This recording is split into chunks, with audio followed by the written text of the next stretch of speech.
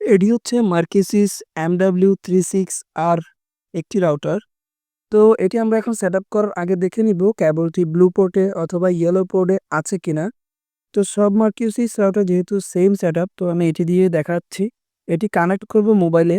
Wifi অপশনে গিয়ে এই মার্কিসিস লেখা আসবে।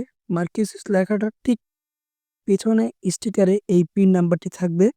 তো এই পিন নাম্বারটা দিয়ে আমরা মার্কিসিসটি কানেক্ট করে নিব সেটআপ করার পূর্বে।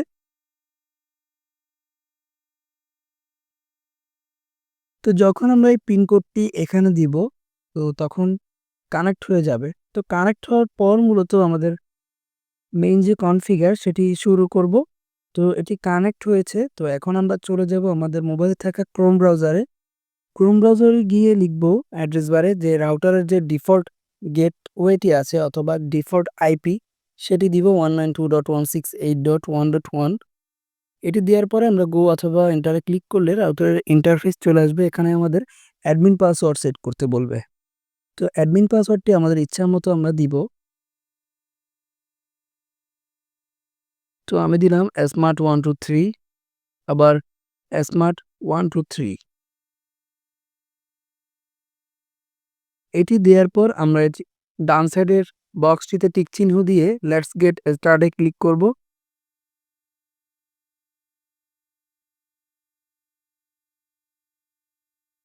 ক্লিক করার পর আমরা নরমালি এটিতে স্কিপ করে দিব, কারণ আমাদের পেছনে কেবলটা লাগানো নেই।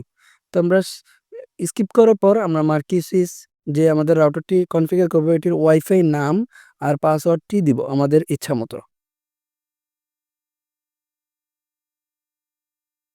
তো আমি এখানে আমাদের ওয়াইফাই যে নামটি, যেটি আমাদের মোবাইলের ওয়াইফাই অন করলে শো করবে, সেই নামটি দিয়ে দিচ্ছি এবং আমাদের ইচ্ছা মতো পাসওয়ার্ড দিব। পাসওয়ার্ড অবশ্যই 8 ডিজিটের উপরে হতে হবে।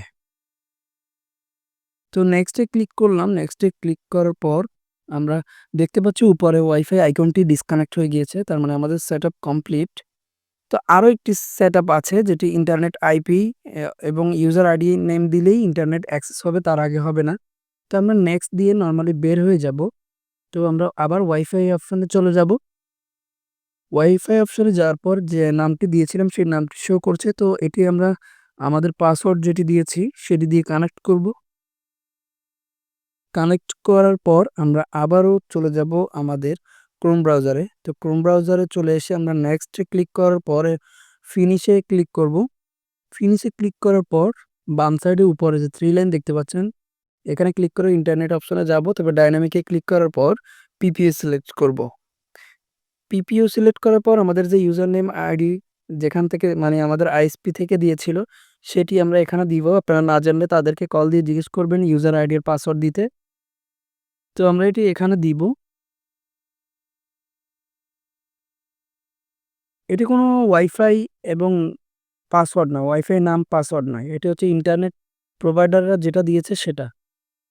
তো আমরা এটি নর্মালি দিব। তারপর উপরে ডান সাইডে যে সেভ বাটন দেখতে পাচ্ছেন, আমরা সেভ বাটনে ক্লিক করব। সেভ বাটনে ক্লিক করার সাথে সাথে আমরা ইউটিউবে চলে যাব। ইউটিউবে চলে যাওয়ার পর দেখব যে আমাদের ইন্টারনেট চলতেছে। তো বন্ধুরা দেখতে পাচ্ছেন ইন্টারনেট সেটিংয়ে গিয়ে যখন আইপিটি আমরা দিয়েছি তখনই আমাদের ইন্টারনেট কানেকশন চলে। তো বন্ধুরা ভিডিওটি ভালো লাগলে অবশ্যই লাইক কমেন্ট শেয়ার করবেন এবং সাবস্ক্রাইব করে বেল আইকনটি বাজিয়ে দিবেন। ধন্যবাদ।